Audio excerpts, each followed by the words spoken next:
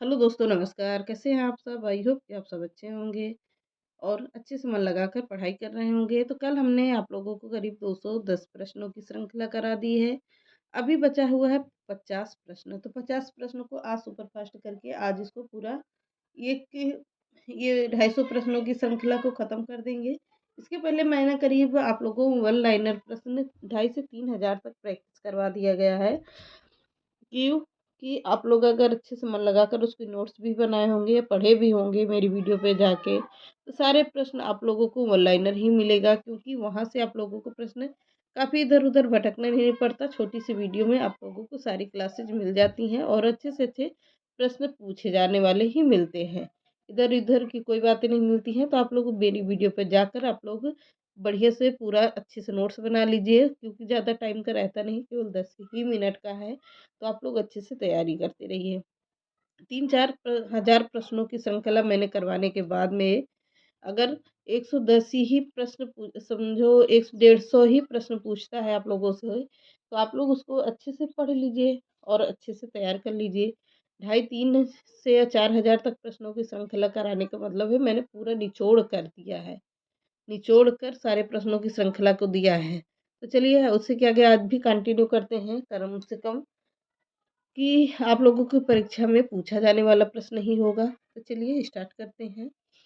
रीतकाल का कौन सा कवि जो अपनी मात्र एक ही कृति से हिंदी साहित्य में अमर हो गया था? वह कौन से कवि हैं जो रीतकाल का वह कौन सा कवि है जो एकमात्र कृति यानी रचना से अमर हो गया था? बिहारी जी के बारे में बात कर रहा है। कौन से ऐसे कवि हैं? तो बिहारी जी हैं। अगला प्रश्न है, रेशम बनाने की तकनीक का आविष्कार सर्वप्रथम किस देश में हुआ था? तो चीन में हुआ था। ये जीएस का प्रश्न है।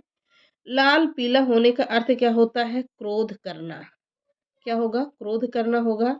अगला है, ले चल मुझे बुलावा देकर मेरे नाविक धीरे धीरे। इस पंक्ति के रचयिता कौन है? तो इस पंक्ति के रचयिता कौन है?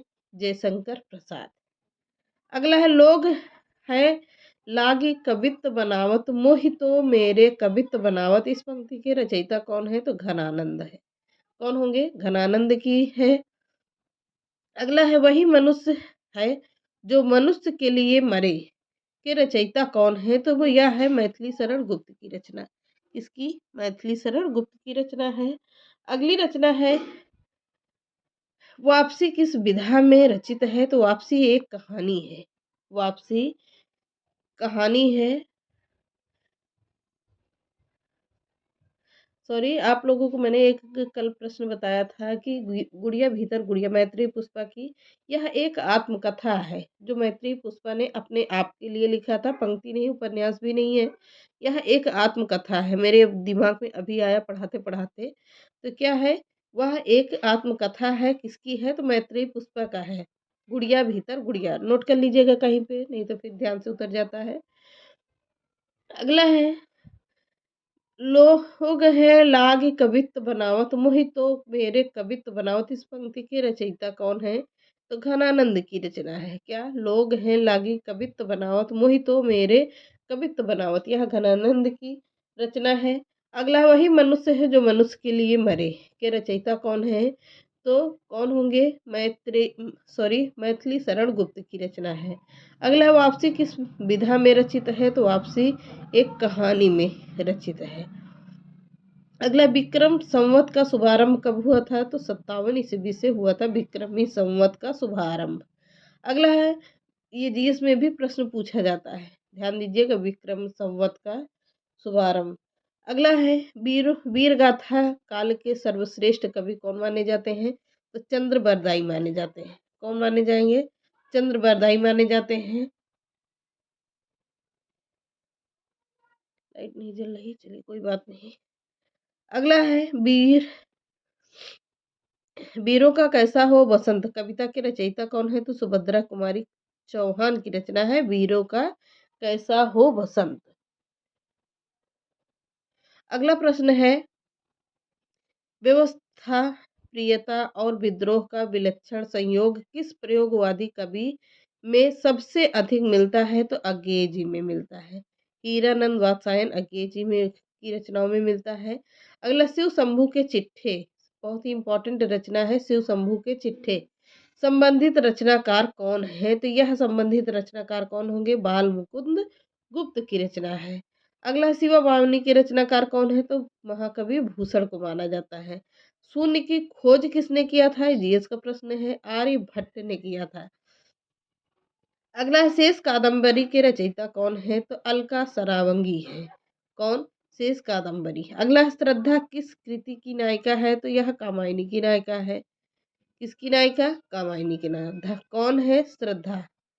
श्रद्धा और मनु के बारे में बात कर रहा है, पूरा पढ़िएगा तो देखिएगा उसमें पूरा श्रद्धा और मनु उसके पात्र, नायक और नायिका के बारे में बात कर रहा है। अगला है संविधान की 8वीं अनुसूची के अनुसार कितनी भाषाओं को राजभाषा के रूप में संविधानिक संविधानिक मान्यता प्राप्त है? तो 22 भाषाओं के लिए है। अगला है संविधान की 8वीं अनुसूची में शामिल की गई 4 नई भाषाएं कौन है? तो संथाली, मैथिली, बोडो और डोंगरी है। अगला है संविधान के किस अनुच्छेद के अनुसार हिंदी भारत की राज्यभाषा बनी थी? तो 343 एक के तहत बनी थी। अगला है संसद से सड़क तक काव्य के रचनाकार कौन है? सुदामा पांडेय धूमिल है। अगला संस्कृत से सर्वाधिक प्रभावित द्रविड़ भाषा कौन सी है? तो तेलुगु भाषा है। अगला है संस्कृत के 4 अध्याय किसकी रचना है? तो रामधारी सिंह दिनकर की रचना है संस्कृत के 4 अध्याय। आज इसको पूरा खत्म करना है 250 प्रश्नों को। आज होगी इसकी लास्ट क्लास, इसीलिए जल्दी जल्दी चलते हैं। अगला है सखी वे मुझसे कहकर जाते, इस पंक्ति के रचयिता कौन है? तो मैथिली शरण गुप्त है। सबसे पहले अपनी आत्मकथा हिंदी में किसने लिखी है? तो राजेंद्र प्रसाद ने लिखी है। किसने? राजेंद्र प्रसाद ने लिखा है।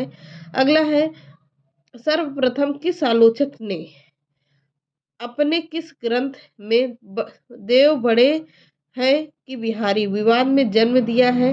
तो किसने दिया था? मिश्र बंधुओं ने हिंदी नवरत्न में दिया है। अगला सर्वप्रथम किस विदेशी यात्री ने भारत की यात्रा की है? तो किसने किया है? फाहियान ने किया है। जीएस का प्रश्न है सर्वप्रथम भारत को इंडिया किसने कहा था? तो यूनानियों ने कहा था। ये भी जीएस का प्रश्न है, ये भी जीएस का ही प्रश्न है। सर्वप्रथम भारतवर्ष के जिक्र किस अभिलेख में मिला है? तो हाथी गुफा अभिलेख में मिलता है। तो आप कुछ दिन बाद आप लोगों को जीएस के भी कुछ प्रश्न आप लोगों को प्रैक्टिस करवाएंगे, क्योंकि वहां से भी प्रश्न बहुत मिलते हैं। मैंने इसका तो बहुत करवा दिया, क्योंकि अब टीजीटी पीजीटी या आईआईटी ग्रेड में आप लोगों को जीएस भी पूछा जाएगा। अगला है साहित्यकार अज्ञे जी का पूरा नाम क्या है? तो सच्चिदानंद हीरानंद वात्स्यायन है, बार बार बोलते रहते हैं। तो अगला है सिंधु सभ्यता के लोग किस क्षेत्र के निवासी थे? तो भूमध्य सागरीय क्षेत्र के निवासी थे। कौन? सिंधु सभ्यता के लोग। अगला है सिकंदर के सेनापति कौन था? सिकंदर का सेनापति कौन था? तो सेलुकस था। ये भी जीएस का प्रश्न है। सिकंदर किसका शिष्य था? तो अरस्तु का था। अगला है सिद्धों की उत्कृष्ट रचनाओं की काव्य भाषा क्या है? तो देश भाषा मिश्रित है, अपभ्रंश अर्थात पुरानी हिंदी है। इंपॉर्टेंट है, प्रश्न को जरूर देख लीजिएगा। अगला है सुंदर परम किशोर, एक मिनट, सुंदर परम किशोर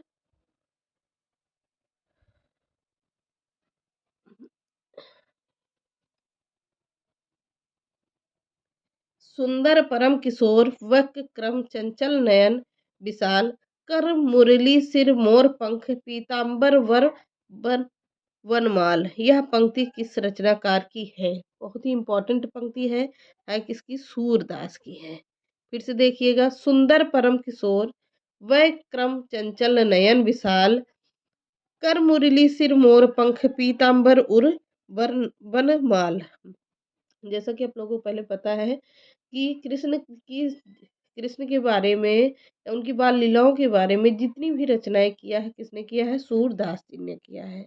इसीलिए सूरदास को कृष्ण जी की रचनाओं का क्या माना जाता है? जनक, या कुछ भी कह लीजिए, पर ज़्यादातर वो बहुत अत्यंत प्रिय थे उनके लिए कृष्ण भगवान। इन्होंने इसीलिए सूरदास जी ने अपनी सारी पंक्ति या सारी रचनाएँ कृष्ण के ही ऊपर किया है। 1-2 रचनाएँ या 5-6 रचनाएँ हैं जो किसने किया है? तुलसीदास ने कृष्ण जी के बारे में किया है। वे अपने प्रभु तुलसीदास ऐसे कवि थे जो राम जी के ऊपर पूरी रचनाएँ लिखते थे और बहुत रचनाएँ उन्होंने उनके अत्यंत प्रिय कौन थे? राम भगवान थे और सूरदास के कवि सूरदास किसके भक्त थे? कृष्ण जी के। इसीलिए अपने-अपने भगवान के बारे में सभी ने लिखा है। अगला है सुभाष सुभाषित वली के लेखक कौन है? तो मयूर हैं। सुदर्शन झील का पुनरुद्धार किसने कराया था? तो स्कंदगुप्त ने कराया था। ये किसका प्रश्न है? जीएस का प्रश्न है। सुहाग के नुपुर के रचयिता कौन है? अमृतलाल नागर है। सूरदास के गुरु कौन थे? तो वल्लभाचार्य थे। कौन? वल्लभाचार्य थे। ये रहे आज के पूरे 250 प्रश्नों की श्रृंखला। 4-5 वीडियो में मैंने पूरा खत्म कर दिया। अब कल से एक नया सेशन स्टार्ट होगा। आप लोगों को कम्युनिटी पोस्ट कर देंगे कौन सा सेशन चलेगा। तो चलिए मिलते हैं नेक्स्ट क्लास में। चैनल पसंद आता तो लाइक, सब्सक्राइब एंड शेयर कर दीजिएगा। नमस्कार।